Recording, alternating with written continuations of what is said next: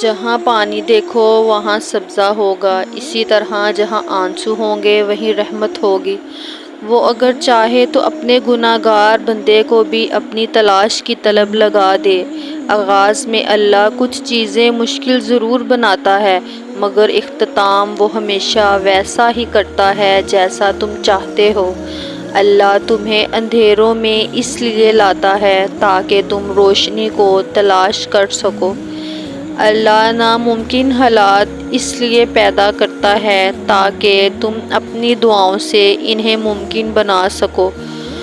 وہ تمہیں اڑان سے پہلے اس لیے گراتا ہے تاکہ تم اڑنا سیکھ سکو۔ جس نے اللہ کی رضا پہ آمین کہا، اللہ پھر اس کی رضا میں راضی ہو گیا۔ اللہ سے گفتگو کی عادت ہو جائے تو سجدہ کیے بغیر سکون نہیں ملتا۔ بے شک میرا اللہ آزماتا بھی ہے اور سنبھالتا بھی ہے۔ دنیا میں ایسا کچھ بھی نہیں جس پر تمہارے رب کا اختیار نہ ہو۔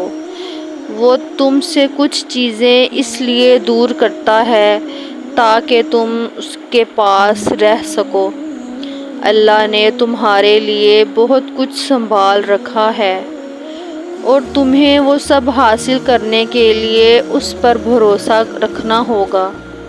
تم اگر اپنی اس جھولی کو بھرنا چاہتے ہو تو تمہیں پہلے اپنی اس خالی جھولی پر خوش رہنا سیکھنا ہوگا۔ وہ تمہاری دعاؤں کو نصیب سے ہارنے نہیں دے گا، اور یقین رکھو معجزے صبر کرنے والوں کے لیے تیار ہیں۔